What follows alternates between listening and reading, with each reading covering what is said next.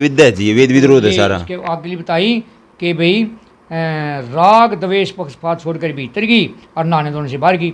बाहर की सफाई तो कर ली, एक स्नान करके कपड़ा टांग दिया, उसी से अपना मुख पहुँच लें सारे, उसका मल उसका लग गया, उसका। तो जो भीतर से पवित्र है वही ईश्वर का भक्त है, चाहे अनपढ़ भी है, और वो अपने कपड़े से अपना नाक मुख पहुँचेगा, चाहे मेला भी है, अपने मल से घृणा नहीं होती। जैसे हम भोजन कर रहे हैं, भोजन करते करते हमारे नजला जुकाम हो रहा है, नाक आ गया, तो हम अपना कपड़े से साफ करके भोजन कर लेते हैं कि दूसरा का नाक साफ करके भोजन खाया जाए क्या? अपने मल से घृणा नहीं होती। तो हमने अंदर से बाहर से दोनों से पवित्र रहना पड़ेगा।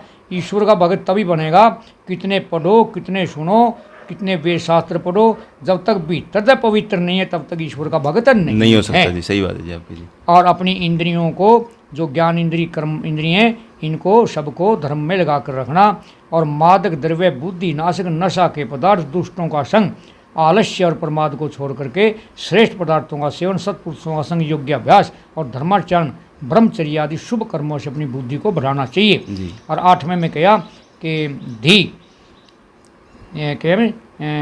धृति कस्मा दम अस्तेय शौच इंद्रिय निग्रह धी विद्या। विद्या किसे कहते हैं? पृथ्वी से लेकर परमेश्वर प्रत्यंत यथार्थ ज्ञान और यथा योग्य उपकार लेने से विद्या कहते हैं। इसके विपरीत अविद्या। हमने ईंटों और पत्थरों को भगवान बना लिया कि इनमें ईश्वर व्यापक है। अरे ईश्वर इनमें व्यापक है, ठीक है, तुम व्यापक की उपासना करते हो, व्याप्य ही करते हो जी। ये क्यों नहीं कहते हम पत्थर के पुजारी हैं? इसी कारण कहते हैं व्यापक है तो सब में व्यापक है। फिर जो व्यापक है, जिन वस्तुओं में व्यापक है वो उन वस्तुएं तो व्याप्य हैं। बिल्कुल जी, वो तो व्याप्य हैं। आप तो व्याप्य की कर रहे हैं, व्यापक की तो कर ही नहीं रहे। व्यापक वो तो जर्रे जर्रे में है, जैसे हम ईश्वर में ही बैठे हैं, ये सारे ईश्वर है। जिसना ईश्वर आकाशवत है, ईश्वर भूमिवत नहीं है, भूमि भी धारण करती है। ईश्वर वायुवत नहीं है, गति देती है। ईश्वर जलवत नहीं है, जल भी एकत्रित करता है। तो ईश्वर तो आकाशवत है, आकाश अवकाश कर देता है। आकाश तो खालिस्तान का नाम आकाश है। बिल्कुल जी, तो सब में व्यापक है, पंचमहाभूत में आ गया। हाँ, सब में व्यापक है।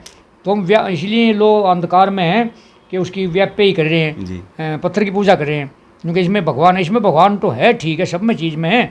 फिर जो भगवान को जानने वाली चीज़ है वो आत्मा इसके अंदर नहीं है। बिल्कुल। पत्थर में आत्मा कहाँ है? यजुर्वेद के 40 में जाएगा 9वां मंत्र क्या कहता है? अंधन तमा परवशंति ये संभूति में उपासते ततः तपो समुत्यामृता। के जो ईश्वर के स्थान पर कारण की उपासना करता है। कारण क्या है? आकाश वायु जल अग्नि और पृथ्वी, ये कारण है, सृष्टि के कारण है ईश्वर जी प्रकृति। तो उनका वो अंधकार में है, और जो कारण से उत्पन्न है जगत, उसकी करता वो उससे भी ज़्यादा अंधकार में। बिल्कुल है जी। जगत में मतलब मनुष्य आएंगे, ये गुरुवाद फैले रहा जो बस ये चमत्कार को नमस्कार कर रहे हैं। जैसे अभी ये आपने देखा मोखरा में था जी, और एक ये अपने सैनिवास वगैरह, ये ऐसे तो उन लोगों को गुमराह कर दिया, गुमराह कर दिया जिन्होंने पाखंडिया ने। ईश्वर के स्थान पर इन चीज़ों को पूजता है नहीं, वो अंधकार में है। हमने ईश्वर के स्थान पर इन चीज़ों को नहीं पूजना चाहिए जी। आगे दिया 9वें नंबर पे कि सत्य जैसी अपनी आत्मा में वैसे मन में, जैसा मन में ऐसे ही वाणी में, जैसा वाणी में और ऐसे करना जी, उसे कहते हैं मनुष्य।